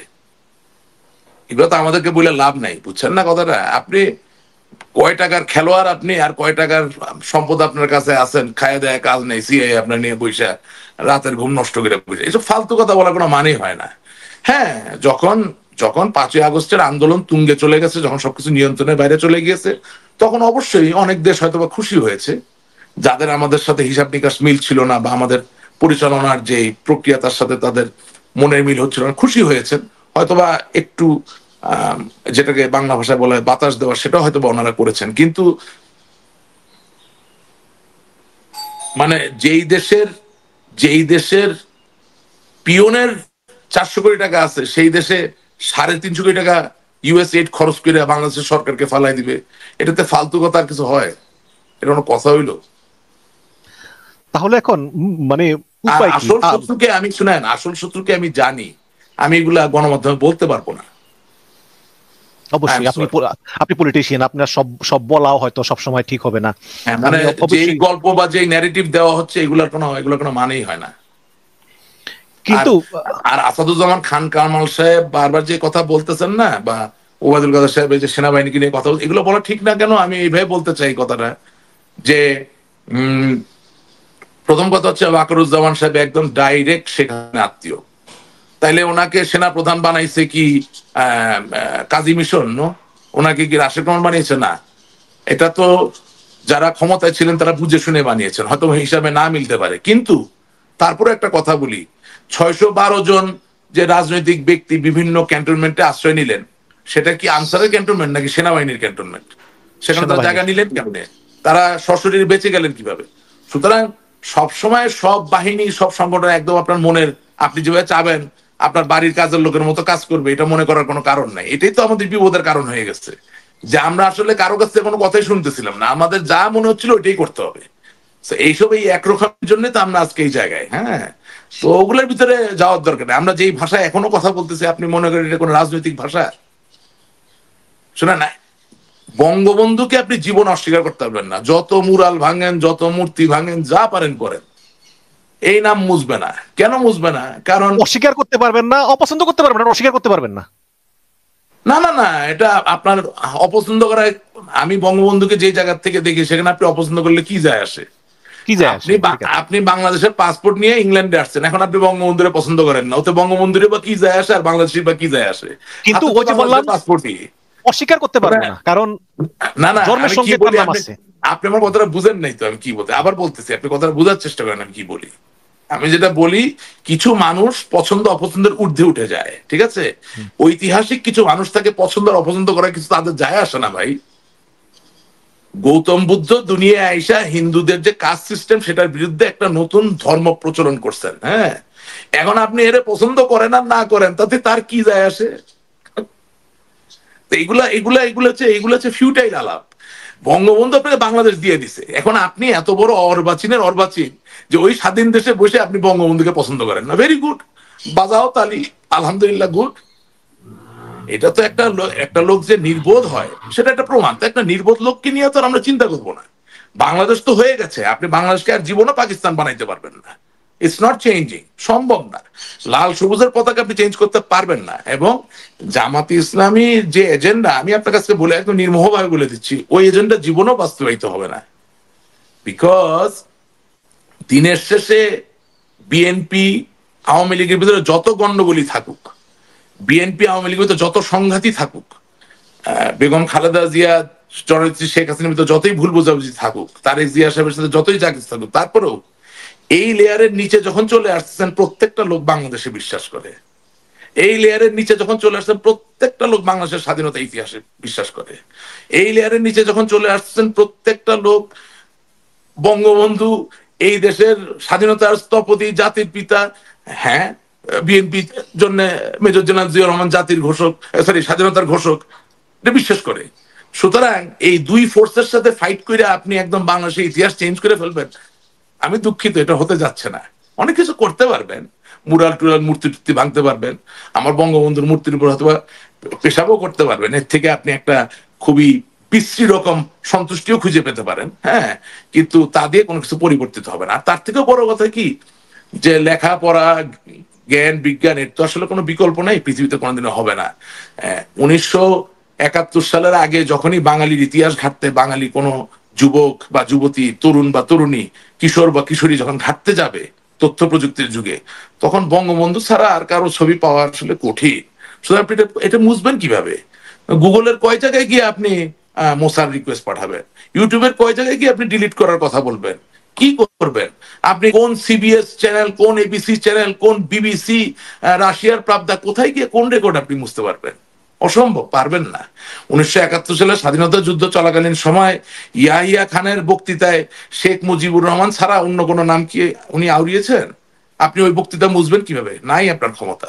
জুলফিকার আলী ভুট্টোর কোন বক্তৃতায় আপনি অন্য কোনো নেতার নাম পাইছেন নাকি বঙ্গবন্ধু শেখ মুজিবুর রহমান ছাড়া? কিভাবে মুছবেন? কিচ্ছু করতে পারবেন না। আপনি রাও ফরমান আলী থেকে শুরু কইরা, ওই জেনারেল নিয়াজি থেকে শুরু কইরা, তাদের রেডিওতে যত বক্তৃতা ব্রডকাস্ট হয়েছিল, আওয়ামী লীগ আর বঙ্গবন্ধু ছাড়ার কোনো নাম আছে? সুতরাং হ্যাঁ, ফাঁকে পাইছেন, ভাগাই দিছেন, করতেছেন, সময় তো সবই ভেসে উঠবে, কোনো কিছু ঢাকা যাবে না। I am very relaxed. হ্যাঁ, আমি আমি বরঞ্চ ভেবেছিলাম, আরে বাপরে বাপ, ওনারা বিপ্লব করে আসলেন, দেশটাকে ভালো বানাবেন। কই, দেশ কোথায় ভালো হইলো? কিছু তো বুঝলাম না এখন পর্যন্ত। I don't understand. আপনি দেখতেছেন নাকি কত ভালো হয়? আপনি কি মনে করতেছেন, আপনি কি মনে করতেছেন যে আসলে ধরেন, একটা কথার কথা বলছি, ধরেন আপনি আনিসুল হক সাহেব আইনমন্ত্রী, আপনার অনেক রাগ তার উপরে। তিনি বঙ্গবন্ধুর মামলার কৌশলী ছিলেন। তার বাবা অ্যাডভোকেট সিরাজুল হক সাহেব বঙ্গবন্ধুর বাল্যবন্ধু ছিলেন এবং একমাত্র ব্যক্তি যিনি বঙ্গবন্ধু হত্যাকাণ্ডের পরে পার্লামেন্টে দাঁড়ায় প্রতিবাদ করছিলেন, একমাত্র ব্যক্তি। অফিসিয়ালি আর কি, হ্যাঁ। এবং তিনি বঙ্গবন্ধু হত্যা মামলায় ছিলেন, তিনি চিরকাল স্বাধীনতার সপক্ষে ছিলেন, এই আনিসুল হক সাহেব যুদ্ধাপরাধীদের বিচারের সাথে সম্পর্কিত ছিল, অনেক রাগ আপনার, বুঝলাম, ঠিক আছে। এখন আপনি তাকে বিচার কাজে নিয়ে যাচ্ছেন, তো আপনি যখন বিচার হওয়ার আগে তাকে মারতেছেন জনসমক্ষে, তখন আপনার প্রশ্ন আপনাকে আমি ছুড়ে দিচ্ছি, ওই অন্যায় ভাবে মারার বিরুদ্ধে যে আইনটা আছে সেই আইনের প্রয়োগ যদি না হয়, আপনি কিভাবে বলবেন যে বিচার সঠিক হচ্ছে? কে মারতেছে, কোথায় মারতেছে? কে মারতেছে? আমাদের ভিডিও আছে, তাকে মারে নাই ব্রাহ্মণবাড়িয়া কোর্টে নিয়ে যাওয়ার পরে? আপনি ভিডিও দেখেন নাই? আপনি ও গণমাধ্যম আচ্ছা, কর্মী, হ্যাঁ? আচ্ছা, যে ওটা আমি যে আমি যদি ওখানে আপনাকে এটা অসম্ভব। বলি, আচ্ছা আমি যদি আপনাকে এটা বলি যে উনি সহ আরো যারা অপরাধী, তাদের বিচার হওয়া উচিত, আবার বলছি যারা অপরাধী বিচার হওয়া উচিত, কিন্তু বিচার করার আজ না, বিচার করার কাজ বিচারকের, এবং বিচারের সাজা দেওয়ার কাজ জল্লাদের বা জেলারের, কারেক্ট? আচ্ছা, তাহলে ওনার যে আইনজীবী তাকে যে মারছেন, সেটার বিরুদ্ধে কোনো আইন আছে নাকি বাংলাদেশে? যদি এটা থাকে সে বলতেছে আইনের প্রয়োগ কোথায়? হ্যাঁ, আপনি বিক্ষুব্ধ দেখেন নাই জনগণ, ভিডিও? আপনি বিক্ষুব্ধ ভিডিও জনগণ দেখেন নাই? মারতেছে। জি হ্যাঁ, দেখেছি, বলতেছে বিক্ষুব্ধ জনগণ। হ্যাঁ, তাহলে আপনি কয়টা এদেরকে প্রোগ্রাম বলা হয় করেছেন? হ্যাঁ, বিক্ষুব্ধ হোক জনগণ। বিক্ষুব্ধ জনগণ, ইয়েস, হোক না, তা আইন আছে কিনা? বিক্ষুব্ধ জনগণ অথবা খুশি জনগণ অথবা যে কোনো ব্যক্তি একজন আইনজীবীর গায়ে আদালতে হাত দিবেন, এটার বিরুদ্ধে আইন আছে কিনা? আছে তো। প্রয়োগ আছে, কোথায়? প্রোগ্রাম করেন একটা, করলেন না তো। করি ভাই, প্রোগ্রাম করি। লতিফ করেন না, সিদ্দিকীর, ঠিক আছে, ওকে, আমার লতিফ চোখে পড়েনি। সিদ্দিকীর নিয়ে অনেকগুলো আমি এই ভিডিও প্রোগ্রামে বানাইছি। আসতে চাই, শুনেন, আমি শুনেন, আপনার বলছি, এই আওয়ামী সরকারের লীগের বেশিরভাগ নেতা কর্মী বাংলাদেশে এসে হাজির হইতো যদি শুধু এতটুকু আপনি এনশিওর করতে পারতেন যে তাদেরকে বিচার করার আগে বিচার করবেন না, অর্থাৎ তাদেরকে জেল দেওয়ার আগে পিটাবেন না, মারবেন না, শুধু এনশিওর করেন কালকে প্রত্যেকটা লোক ফিরবে। আমি আপনাকে নিশ্চয়তা দিয়ে বলতেছি। রাশিক ভাই সবই ঠিক আছে, কিন্তু 15 বছর ধরে যেই সব লোকজনকে অত্যাচার করেছে তাদেরকে আপনি আচ্ছা, নিবৃত্ত করবেন এবং কিভাবে? এবং কিন্তু আরেকটা মজার জিনিস, বাংলাদেশ তো প্রতিশোধমূলক, আচ্ছা, মানে আরেকটা এটা আরেকটা হওয়া উচিত না, আরেকটা মানে এটা আর- হচ্ছে। আচ্ছা, আরেকটা মজার জিনিস বলি আপনাকে, গণমাধ্যমে একটা জিনিস খেয়াল করছেন যে এই 5ই আগস্টের আন্দোলনে এই যে লক্ষ লক্ষ মানুষ যারা এই সরকারের বিরুদ্ধে ছিল, তারা যে অর্থ পাচারকারী যাদেরকে নিয়ে কথা বলছিলেন, আজকে তাদের কথা গণমাধ্যমে কোথাও নাই, খেয়াল করেছেন? তাহলে এই বিচারটা কি টাকায় চলছে? বিপ্লবের ফলাফল কি টাকায় চলছে? কি বলবো ভাই। আচ্ছা, তা এখন আপনি আপনি তো, কি বলবেন? তবে ওকে, আপনাকে ধন্যবাদ, আপনি সবসময়ই বলেছেন। শেখ হাসিনার আমলে আমরা দেখেছি যে এদের এদের নামে রিট করার পরে, ব্যারিস্টার সুমন রিট করার পরে শপথবদ্ধ বিচারপতি ওটাকে স্থগিত করে 3 মাসের জন্য। না আপনি আবার আপনি না আবার আপনি একটু একটু শেষ করি, আবার এখন শুনি আবার ওই লোকই নাকি আবার ওই বিএনপির মনোনয়নও দেয়। জি বলেন। শুনেন, আপনি পাস্ট রেফারেন্সে যায়েন না কেন? নাই যে এই যে আমার প্রেজেন্ট জায়গা, রেফারেন্সও দিলাম, প্রেজেন্ট না, রেফারেন্সও দিলাম। পাস্ট রেফারেন্স যায়েন না এই কারণে আপনি তো আমাকে বিএনপির জেনে শুনে মনোনয়নও দেয়। ডেকেছেন, আপনি তো জেনে শুনে আমাকে ডেকেছেন, আপনি জানেন যে আমি ঠোঁট কাটা, আমার যেটা বলার আমি এটা বলে ফেলি, অবশ্যই এই জন্য তো রেখেছেন। সুতরাং পাস্ট তো আমি জানি কি হয়েছে, পাস্ট ওটা হয়েছে বলেই তো আমরা এখানে, তো স্বীকার বাট করেই নিচ্ছি। বাট প্রেজেন্টও হচ্ছে। হ্যাঁ, সেটা বললাম, যেটা এখন কেউ বলে না।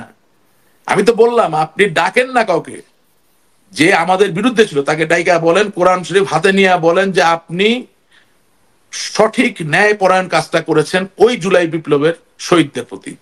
ও যদি সত্যিকার মুসলমান হয়, ভালো মানুষ হয়, পারবে না সে কোরআন শরীফের শপথ করতে। আমি লিখে দিলাম আপনাকে।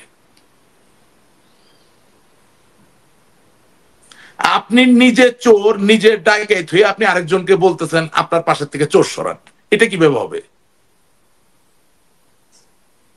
আমরা তো বিড়ম্বনায় আছি, আমরা তো চাই আমাদের যে ভুল ত্রুটি হয়েছে যাদের কারণে তাদেরকে জননেত্রী শেখ হাসিনা দূরে সরিয়ে দিক, আর কিন্তু যদি আমরা জোর ভুল গলায় ত্রুটিটা, আর যদি হ্যাঁ, এই ভুলটা জননেত্রী শেখ হাসিনাই না করে থাকে, তাকে না সরাবে কি? না না, কিন্তু আমরা জোর গলায় বলতে পারছি না, কারণ আপনি তো আমার দলের কোন খারাপ লোকের থেকে খুব ভালো লোককে নিয়ে চলতেছেন না, আপনিও খারাপ লোক নিয়ে চলতেছেন।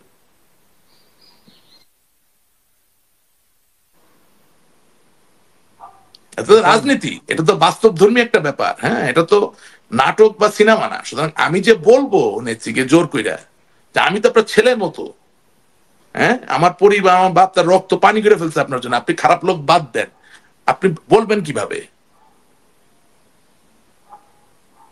আপনি তো নেত্রী শেখ হাসিনাকে বলবেন সরাতে, কিন্তু শেখ হাসিনা না নিজেই যদি না না অপরাধী হয় তাহলে তাকে সরাবে না, কি? উনি উনি নিজে অপরাধী কিন্তু পরের বিষয়ে, ওটা তো আরেক ফোরাম। আমি বলছি দলীয় নেত্রী হিসেবে ওনার কাছে বলবো যে আপনি গুণগত মানের পরিবর্তন করেন, এটা কিভাবে করবেন?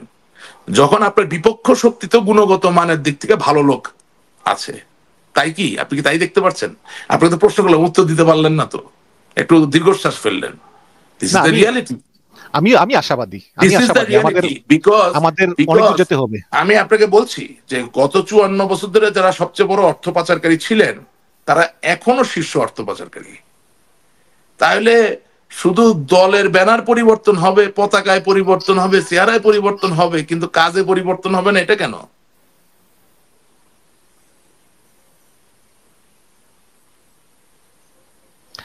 এটাই আমাদের আমাদের ব্যাপারে কথা বলতে হবে, এবং আমি আশাবাদী যে একটা সময় বাংলাদেশ অবশ্যই অবশ্যই পরিবর্তিত হবে। আমিও আশাবাদী, আমাদের আমিও আমাদের এই আশাবাদী। কিন্তু এখন এই আপাতত এই এই আইসিটির বিচার কার্য দেখে আমি খুব বেশি আশা দেখতে পাচ্ছি না, এটাই বলতে চাচ্ছি। আইসিটির বাইরেও যে মামলা মোকদ্দমা যেভাবে চলছে ওটা দেখে খুব বেশি আশা দেখতে পাচ্ছি না, কারণ আপনি তো পূর্ববর্তী জনের থেকে ভালো উদাহরণ তৈরি করবেন। আমার নামে ধরেন 17-18টা মামলা, আমার বাড়ি পুরাই দিছে, হ্যাঁ, 4 আগস্ট। এখন আমি বাড়ি পুরাই দেওয়ার মতো কি করলাম ঠিক বুঝতে পারলাম না। আপনি তো সব খবর রাখেন দুনিয়ার। আপনি কোনোদিন খবর পাইছেন নাকি যে আমি কাউকে ধৈর্য বাইন্দে এনে পিটাইছি, মারছি, টর্চার চেম্বার চালাইছি? তাহলে আমার বাড়ি কেন ভাই আগুন দিয়ে ধরাই দিল, আমি ঠিক বুঝতে পারলাম না। খারাপ লোক হইতে পারি, আপনার আমাকে ভালো না লাগতে পারে, আমি আওয়ামী লীগ করতে পারি, আমি বঙ্গবন্ধুর কথা বলতে পারি, আমি শেখ হাসিনার কথা বলতে পারি, কিন্তু আসলে আপনি কি কোথাও খবর পাইছেন যে আমি কাউকে ধর্ষণ করছি বা কাউকে পিটাইছি বা কাউকে খুন করছি? তো আমার বাড়ি আগুন দিলেন, আমার বাপ দাদার বাড়ি। আমি ঠিক বুঝলাম না জিনিসটা, আমি বাঙালি না, আমি বাংলাদেশের লোক না? রাশিক ভাই, আচ্ছা, এগুলো ওই আপনি যে আমার, না না 15 আমি একটু বছরের বলি, পুঞ্জীভূত নো নো, ক্ষোভটা আসলে ওই হ্যাঁ হইতে হইতে পারে, বাট এই ওইটাই তো কারণে। ব্যাপার। আপনি বলতেছেন ইসলামের কথা, আর হযরত মুহাম্মদ সাল্লাল্লাহু আলাইহি ওয়াসাল্লাম তার জীবদ্দশার পুঞ্জীভূত ক্ষোভ মক্কা বিজয়ের সময় উনি প্রকাশ করলেন না, তার থেকে আবার কোনো শিক্ষা গ্রহণ করতেছেন না। আপনি আমার পাছার মধ্যে বাস করে দিচ্ছেন। তাহলে কি আপনি ইসলামের কথা বলতেছেন না নিজের কথা বলতেছেন? আমি আপনাকে ওইটাই প্রশ্ন করতেছি, অন্য কিছু না। এটা তো মোকাবেলা হয়ে যাবে, আপনার কাছে আমি সাহায্য চাচ্ছি না। এই পরিস্থিতির মোকাবেলা ইনশাল্লাহ হয়ে যাবে, চিন্তা করবেন না। আমি শুধু আপনাকে বলছি যে নৈতিকতার জায়গাটা নাই আর, অর্থাৎ জুলাই অগাস্টের বিপ্লবের যে নৈতিকতার জায়গা আপনি আনেন যে কোনো বিএনপি জামাতের লোক আমি কথা বলবো, ওইটা আর নাই। কারণ আপনি যা করছেন সেটা করার কথা না, এবং আপনি পুঞ্জীভূত ক্ষোভের কথা বলছেন। আমি আপনাকে বলি, ধরেন আলী হাসান মুজাহিদ সাহেব, মতিউর রহমান নিজামী সাহেব, কাদের মোল্লা সাহেব, মীর কাশেম আলী সাহেব, সালাউদ্দিন কাদের চৌধুরী সাহেব, 5 জনের নাম বললাম, হ্যাঁ, এবং দেলোয়ার হোসেন সাইদ সাহেব, 6 জনের নাম বললাম। আপনি কি বলতে চাচ্ছেন যে 71 সালে যেই গণহত্যা সংগঠিত হয়েছে সেটা খুব কম? সেটা কি বলতে চাচ্ছেন? কম না, কিন্তু এখানে একটা না কথা না বলি। না না, একটা জায়গা থেকে যদি কম না হয়, তাহলে আপনি আমাকে একটা ভিডিও ফুটেজ দেখান তো যে ওনাদেরকে কোনো আদালতে কোনো আওয়ামী লীগ বা অন্য কোনো লোক শারীরিকভাবে আক্রান্ত করতে পেরেছেন বিচার যেটা চলাকালীন সময়। ওই তো আমি যেটা বললাম, নাম্বার ওয়ান, আপনি তো নাম্বার আমার ওয়ান, কথা শেষ করতে ওয়ান দিলেন বাই না। One, let me come one by one, this very important. Number two, আপনি দেখান তো তাজুল সাহেবকে কেউ মারছিল ওনাদের আইনজীবী হিসেবে কাজ করার সময়? বা ব্যারিস্টার আব্দুল রাজ্জাক সাহেব মরহুম, তিনি মারা গেছেন, ভালো আইনজীবী ছিলেন, তিনি যে তাদের পক্ষে কথা বলেছিলেন আদালতে, একটা ভিডিও দেখান তো যে ওনাকে কেউ একটা গালি পর্যন্ত দিয়েছে? পারবেন না। তার মানে কি? তার মানে যে রাজনৈতিক ওনাদের ফাঁসি চাওয়া হলো গণজাগরণ মঞ্চ করে, আপনি বলেন যে গালি দিল কিনা? না, তার মানে হচ্ছে ইয়েস, আমি যদি রাশেদ ভাই, আমার আপনি জায়গায় এমরানি সরকারের কথা ভুলে গেছেন। এমরানি সরকার। আমি একটা মিনিট, হ্যাঁ, আমি যদি আমার জায়গায় বসে, আমি আমি ওটা সঠিক ভুল সে জায়গায় যাবো না, আমি জাস্ট আপনাকে প্রায়োগিক জিনিসগুলো বলতেছি। আপনি যদি ইংল্যান্ডে আলতাবালি পার্কে গিয়ে বলেন রাশেক রহমান খারাপ, ফাঁসি দাও, এটা তো আপনার পছন্দ হবে না, কিন্তু এটা আমার পছন্দ, কিন্তু এটা আইনগত। আপনি গণজাগরণ মঞ্চ করছেন, সে তো কোনো আইন ভাঙতেছে না, কিন্তু আপনি আদালতে গিয়ে যিনি বিচার প্রার্থী তাকে মারতেছেন, ওইটা আইন ভাঙা। যিনি বিচার প্রার্থীর পক্ষের আইনজীবী তাকে মারা, ওইটা আইন ভাঙা। ঠিক আছে, আপনি আমাকে যদি দেখাইতে পারেন কোনো বইয়ে যে গণজাগরণ মঞ্চ করাটা হচ্ছে আইন ভাঙা, ওকে মেনে নিব। অবশ্যই আইন ভাঙা। সরকারি, আমার মনে হয় না আপনি দেখাইতে পারবেন। সরকারি পৃষ্ঠপোষকতায় আপনি সেটা তদন্ত নির্ভর ব্যাপার। মন্ত্রীর মেয়ে বিয়ে দিয়ে অবশ্যই সরকারি পৃষ্ঠপোষকতা হলে সেটা সঠিক না, কিন্তু আইন ভাঙা কিনা, শুনেন, আইন ভাঙা এক জিনিস, আইন না ভাঙা আরেক জিনিস। যেমন ধরেন তারা বিচার চায় না, ফাঁসি চায়, এটা হচ্ছে সমস্যা। যেমন ধরেন লন্ডনের রাস্তা দিয়ে আপনি হাঁটছেন, পাশের একটা লোককে আমি বললাম যে মিশন সাহেবকে একটা গালি দাও, উনি আপনাকে একটা গালি দিলেন, আপনি পুলিশকে ডাকলেন, আপনি কি তাকে জেলে নিতে পারবেন একটা গালি দেওয়ার জন্য? না, গালি ভিন্ন এখানে। না না না না, ভুল, আপনি ভুল। হ্যাঁ পারবেন। সে যদি বলে দুইটা ক্ষেত্রে, ব্লাডি নিগার, সে নিগার যদি আর রেশিয়াল অ্যাসল্ট করে, শুনেন গালির রিলিজিয়াস। পার্থক্য আছে, অথবা রিলিজিয়াস জেনে নিতে পারবেন। আর যদি সে এমনি বলে যে no your A bloody swine, আপনি কিছুই করতে পারবেন না। এখন ব্যাপারটা হচ্ছে আপনি যেভাবে ঢালোভাবে বলে ফেলতেছেন আইন ভাঙা হয়েছে, আমি এভাবে বলতে পারি না। আমাকে আইনের বই অনুযায়ী চলতে হয়, এটাই আমার শেষ সুরক্ষা। জি, ওই যে আপনি যে বললেন যে যে মুজাহিদ সাহেব মানে আমি আমি কেউ আসলে আক্রমণ হচ্ছে করে কি, নাই। কোরআনটারে কোরআনের মধ্যে রাখতে চাই, নিজের মতো কিছু বানাইতে চাই না। তো ঠিক একইভাবে আইনের বইটা আমি নিজের মতো বানাইতে চাই না। এখন আপনার মতো যদি আওয়ামী লীগের সবাই হইতো তাহলে তো আর এই তাইলে তাইলে পাঁচই তাইলে আগস্ট কাজী হইতো না। মিশন সাহেব, আপনি যদি সহজ 5ই জিনিসটা আগস্ট হইতো বুঝতে না। না চান যে কারো আইনজীবীকে মারা উচিত না, তাহলে তো আইনজীবীরা আরো মাইর খাবে। না না, আমি তো, আমাকে তো আপনি বলতেই দিচ্ছেন না। আমি বলতেছি কি যে মুজাহিদ সাহেবদের যখন বিচারটা হয় তখন এই ঘটনাটা 30-35 বছর আগে ঘটে গেছে। এই কারণে জনগণের পুঞ্জীভূত ক্ষোভটা কম, ওই জেনারেশনটা নাই। কিন্তু এইটা খুব রিসেন্ট হওয়াতে জনগণ উত্তেজিত এই কারণেই। এটা আপনি কিভাবে বলতে পারেন? আমি তো জানি যে ওনাদের হাতে যারা হত্যার শিকার হয়েছে তারা তখনও জীবিত ছিল। আপনি কিভাবে শিওর? জীবিত আমি তো জীবিত আমি তো জানি যে কর্নেল অলি সাহেব একেবারে সুস্থ স্বাভাবিক বীর মুক্তিযোদ্ধা উনি ছিলেন। আমি তো জানি ওই যে এলডিবির রেদওয়ান সাহেব বীর মুক্তিযোদ্ধা, একদম সুস্থ শরীর। আমি অন্য দলের লোকদের কথা বলতেছি। শাহজাহান তারা খান তো ওমর বীর মুক্তিযোদ্ধা ছিল, ওনাদের ক্ষোভ কমে গেছে। আপনি মনে ঢুকে কেমনে বুঝলেন? আপনি কি না অন্তর্জামী? না না না, কথা আছে আবার। একজন হ্যাঁ? আপনি যাদেরকে বলেন একজন সিনিয়র লোক, সে তো এইভাবে আসবে না, এগুলো তো আচ্ছা পোলাপাইনের কাজ। ধরেন আচ্ছা ধরেন আমার একটা ছোট ভাই আমার সাথে পড়ালেখা করতো, মুনতাসির নাম, তার বাবা ডক্টর আলিম চৌধুরী। হ্যাঁ, তো ও তো জীবিত তখন এবং সুস্থ শরীরে, তার ক্ষোভ কমে গেছে কেমনে? তার বাপকে আপনি মেরে ফেলছেন, ভাই কি আমি তো বলতেছেন আমি তো ভাই? আমি তো সমর্থন করতেছি না এগুলা, আমি রিজনটা দিলাম আপনাকে যে কেন এটা হতে কেন পারে। আপনি রিজন বাট দিবেন? আপনি ক্ষোভ কমে গেছেন বললেন কেমনে? ও যদি গিয়ে হামলা করতো তাহলে কি অন্যায় হতো না? অন্যায় তো ধরেন অবশ্যই ও হতো, গিয়ে তাইলে কিন্তু সময়ের সঙ্গে সঙ্গে খুব কমে যায়, এটা বাস্তব। না না, সেটা তো এখন শুনেন, 5ই আগস্টের কথা আমরা যেভাবে ভাবি, আচ্ছা আমরা যেভাবে তাইলে ভাবি, আর থেকে এখন 30 বছর পরে মানুষ এভাবে ভাববে না। তাহলে এখন আপনার যুক্তি নেই যে যদি সময়ের সাথে ক্ষোভ কমে যায় তাহলে এই বিচার এখন না করে 5 বছর পরে করলে অনেকেই হয়তো বা সাজা পাবেন না। হুম হুম হুম। তাহলে কি নিয়ে অনুষ্ঠান করতেছি আমরা? আমি তো বুঝতেছি না। এই পৃথিবীতে কয়টা অন্যায় শাস্তি হয় রাশেক ভাই, আপনি বলেন তো না আমাকে। না, আমরা কি নিয়ে অনুষ্ঠান করতেছি? আপনার ফ্রাস্ট্রেশন নাকি সত্য, কোনটা? ওই যে বলে না, জাস্টিস ডিলে, জাস্টিস ডিলে। আমি তো এখনো বুঝলাম, আমি এখন বুঝি না এই জায়গায় এসেছে কি নিয়ে আজকে অনুষ্ঠান করতেছি। আপনাকে তো যে কোনো একটা জায়গায় আসতে হবে, আপনি হেল্প করেন আমাকে, বলেন না। মানে এই 1 ঘন্টা অনুষ্ঠান চলার পরে এখন এখন চিন্তা করতেছেন যে কেন আসছেন। হ্যাঁ, আমি কেন, যারা মন দিয়ে শুনছে তারাও কনফিউজড হয়ে গেছে আপনার কথাবার্তা শুনে। আমি confused. What are you looking for actually? Are you looking for the truth or অবশ্যই, কিন্তু ইউ আর ওকে? সেই সেই ট্রুথটা যতই ডিলে হবে, আমি যেটা, আপনি আমাকে প্রশ্ন করেছিলেন যে আপনি কি মনে করেন জামাত ইসলামের লোকগুলো দোষী কিনা, আমি আমি বলতেছি দোষী বা না দোষী আমি জানি না, বাট বিচারটা সঠিক হয় নাই। এবং বিচারটা সঠিক আচ্ছা, না হওয়ার, না একটু শেষ আমি করি, বিচারটা হুম, সঠিক না হওয়ার একটা বড় কারণ ছিল যে 30-35 বছর পার হয়ে গেছে, এতদিন আমি পরে আপনাকে আসলে আমি খুবই আপনার এই কথাগুলো কঠিন গ্রহণ করি একটা না proof কেন করা। জানেন? হুম, আমি আপনার কথাগুলোকে গ্রহণ করি না এই কারণে, এগুলো মুখের কথা, আমি বইয়ের কথা আবার বলি, ইতিহাসের কথা বলি। ওই যে অটসউইটস কনসেন্ট্রেশন ক্যাম্পের কথা আপনাকে বললাম না, জি।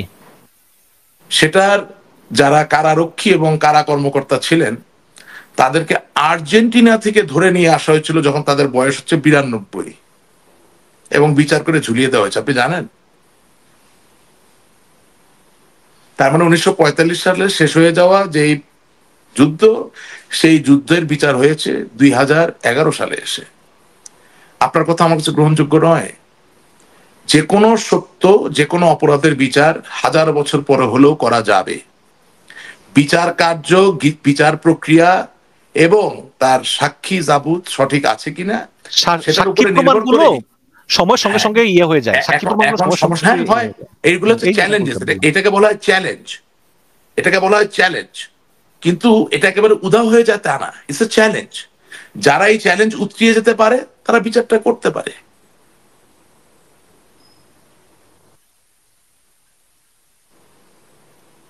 হযরত হাসান হুসেন শত শত হাজার বছর আগে কারবালার মাঠে তাদেরকে হত্যা করা হয়েছে, কিন্তু কে হত্যা করেছে তা কোনোদিন ম্লান হয়নি। আপনার ভাষায় কথা বললে তাহলে দুনিয়ার কোন হত্যাকারীকে আর পৃথিবীর মানুষ খুঁজে পাবে না। That's not correct, I am sorry. না, এখন এটাই যে বিচারটা আসলে প্রমাণ করতে হবে যে যে হ্যাঁ, সঠিক বিচার তো হচ্ছে আমি কিনা, আমি এটা আমি যার আবার ক্ষেত্রেই হোক। সবশেষে আপনাকে খুব সহজ করে দিচ্ছি যে আসলে আজকে রাজনৈতিক আলাপ করব ভাবছিলাম, আর সেটা জান নেই, আমি সহজ কথা আপনি বলে দিচ্ছি। যদি তাজুল ইসলাম সাহেব সহ যারা এই আইসিটি আদালতের উপর বিশ্বাস রাখেন, তারা যদি মনে করেন যে আগের বিচারগুলো ঠিক হয় নাই, তাহলে ওই বিদ্যমান আইন দিয়ে এই বিচার কার্য সঠিক হবে না। যাক, এটা আপনার আপনার আপনার মতামত। না, এটা তবে আমার মতামত না। আমি তো বললাম ডেভিড বার্টম্যান, ওনাকে জিজ্ঞেস করতে পারেন। আপনার ওখানে আরেকজন যে নামটা বারবার ভুলে যায়, ওনাকে জিজ্ঞেস করতে পারেন। ডেভিড আপনি আরো বার্গম্যান তো যারা আপনি আরো যারা এই সরকারের আমি বড় আপনাকে সমালোচক। আমি আপনাকে সবচেয়ে হ্যাঁ, এই জন্য আমি তার উপর আস্থা রাখি, কারণ সে একসময় আমাদের সমালোচনা করেছে, এখন সে এই সরকারের সরকারের বিচারিক সমালোচনা। প্রক্রিয়ার সমালোচনা করছে। এই জন্য আমি তাকে বলছি আপনি তাকে ডেকে নিয়ে আসেন, সে আমার কথা একমত হবে। এবং শুধু তাই না, আপনি পেপার চেজ নামে একটা জিনিস আছে, আপনি জানেন কিনা জানেন, এটা হার্ভার্ড ল স্কুলে আছে। হ্যাঁ, আপনি পৃথিবীর সর্বশ্রেষ্ঠ যারা আইন বিশারদ তাদেরকে নিয়ে আসেন, আইনে জিজ্ঞাসা করেন আমার প্রশ্নটা।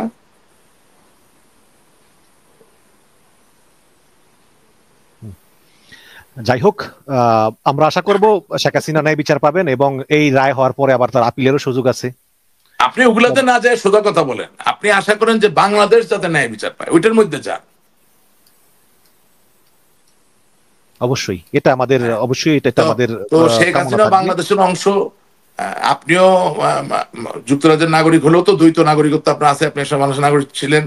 আপনিও বাংলাদেশের একটা অংশ, আমি বাংলাদেশের একটা অংশ। বেগম খালেদা জিয়া, তারেক জিয়া সাহেব, ওনারাও বাংলাদেশের একটা অংশ। এবং এই যত লাখো শহীদ এবং এই যে লক্ষ মা বোনের সম্ভ্রম এবং আরো হাজার হাজার মানুষ যারা পরবর্তীতে শহীদ হয়েছেন, মৃত্যুবরণ করছেন, সবাই বাংলাদেশের একটা পতাকা, একটা ছাতার নিচে।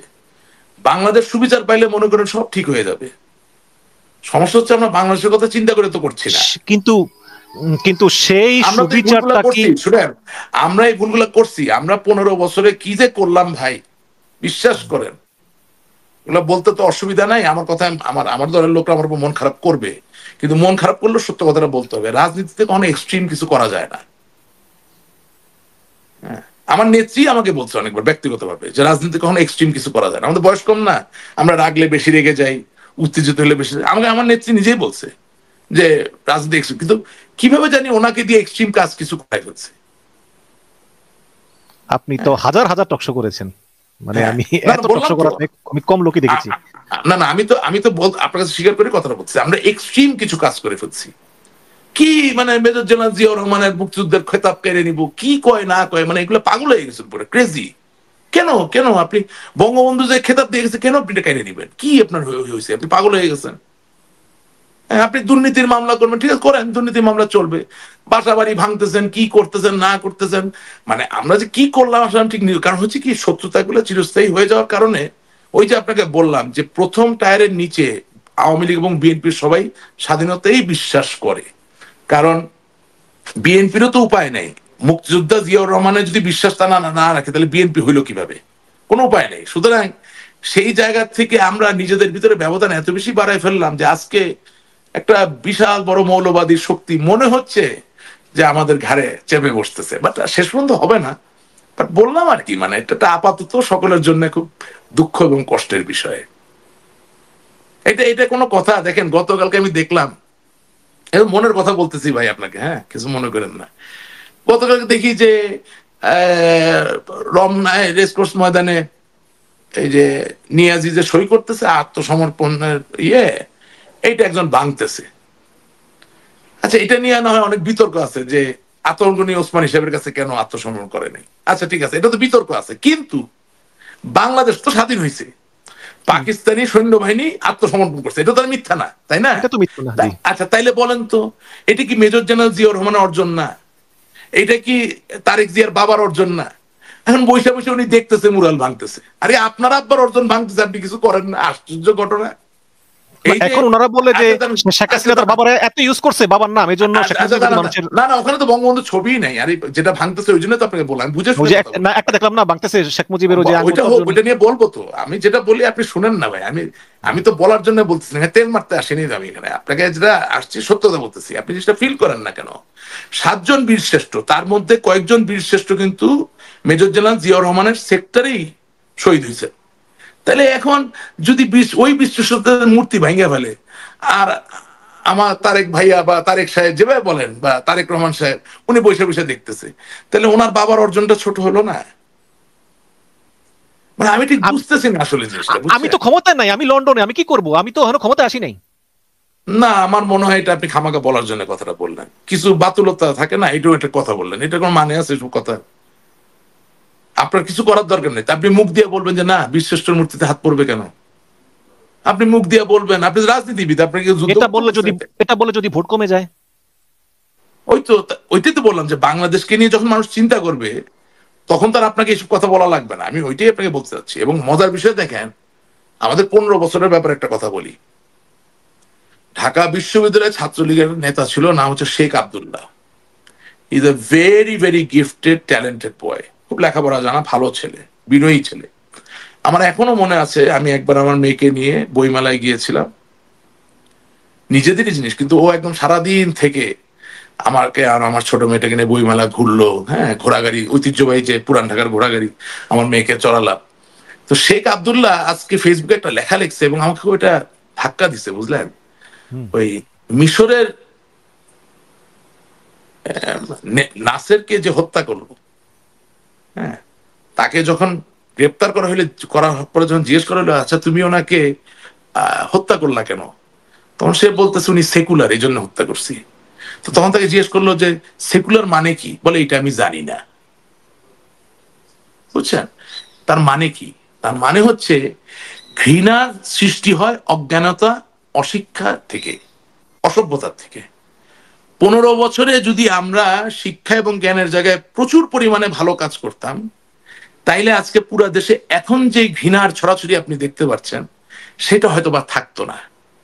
এখন যেটা 15 বছরে হয়ে গেছে, সেটা পরিবর্তন আমরা করতে পারছি না। আমি শুধু আগামী দিনের নেতৃত্বকে এতটুকু বলতে পারি যে সত্যি যদি ভালো বাংলাদেশ আমরা চাই, সুন্দরের বাংলাদেশ আমরা চাই, তাহলে জ্ঞান এবং শিক্ষার প্রসারকে যদি আমরা অবারিত না করি, তাহলে এই ঘৃণার পরিবেশ আর পরিবর্তিত হবে না। এবং যেই বাংলাদেশটা চোখ বন্ধ করলে আমরা স্বপ্নে দেখতে পারি, সেই সোনার বাংলাদেশ বা এস এম সুলতানের বাংলাদেশ, অথবা সুজলা সুফলা শস্য শ্যামলা কলকাকলিতে ভরপুর বাংলাদেশ আমরা আর পাবো না। অতএব পেট্রোল বোমা মারা বন্ধ করতে হবে। অতএব অতএব আওয়ামী লীগকেও প্রতিজ্ঞাবদ্ধ হতে হবে যে আগামী দিনে যদি আমরা সুযোগ পাই দেশের মানুষের সেবা করার, যেটা আমরা অবশ্যই পাবো, আমরা দেশের মানুষের মাঝে জ্ঞান, বিজ্ঞান, শিক্ষার প্রসারের জায়গায় কোন রকম ফাইজলামি করব না। শব্দটা বলছি ফাইজলামি, যেটা বুঝবেন। একই সাথে বিএনপি দলীয় যারা নেতাকর্মী আপনার এখানে আসবেন, সবাই তো আর নীতি নির্ধারক না। যারা নীতি নির্ধারক তাদেরও প্রতিজ্ঞাবদ্ধ হতে হবে যে আমাদের দেশের স্বার্থেই বাংলাদেশের লেখাপড়া, জ্ঞান, বিজ্ঞান, শিক্ষা নিয়ে আমাদেরও ফাইজলামি করা চলবে না। আমি দৃঢ়ভাবে বিশ্বাস করি বাংলাদেশের জনগণ ভোটের রাজনীতিতে যেহেতু বৃহৎ ভাবে দুটি দলে বিভক্ত, এই দুটি দল যদি গুটি কয়েক জিনিসে একমত হয়, তাহলে যেই সংক্ষুব্ধ চিত্তে বা যেই হতাশা বা নৈরাশ্য নিয়ে আপনি আমাকে আজকে অনুষ্ঠানে ডেকেছেন, সেই হতাশা এবং নৈরাশ্য শুধু আপনার মাঝে নয়, আমারও মতো আরো লক্ষ কোটি মানুষের মাঝে একেবারেই চিরস্থায়ী ভাবে ম্লান হয়ে যাবে ইনশাআল্লাহ। অনেক ধন্যবাদ জনাব রাশেক রহমান। পরিশেষে একটা কথা বলেই শেষ করব, সেটা হচ্ছে যে কোনটা ভালো, কোনটা মন্দ, কোনটা সঠিক, কোনটা ব্যাঠিক, সেটা কিন্তু আল্লাহ পাক দেখতেছে। যে যেটা করে সে সেটার ফল পাবে। আপনি নিজেই বলেছেন যে 15 বছরে আমাদের অনেক ভুল ছিল, এটার ফল আমরা পেয়েছি। এখন ইন্টারিম গভর্নমেন্ট যদি করে তারাও পাবে, ভবিষ্যতে বিএনপি করলে তারাও পাবে।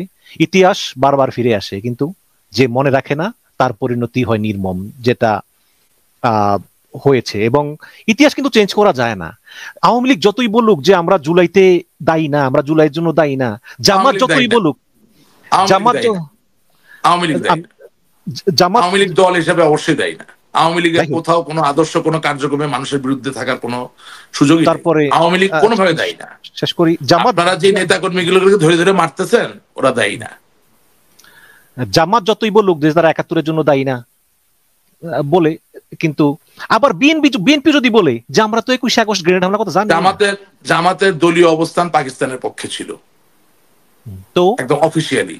তো এগুলো আমি মনে করি, আমার ওপিনিয়ন বলতেছি আর কি, কিন্তু ইতিহাস থেকে যায়, এবং ইতিহাসকে পরিবর্তন জামাতের করা যায় না। মুখবন্ধ বিশেষভাবে বিশ্লেষণ করলে দেখা যাবে যে গণতন্ত্রে তারা বিশ্বাস করে না।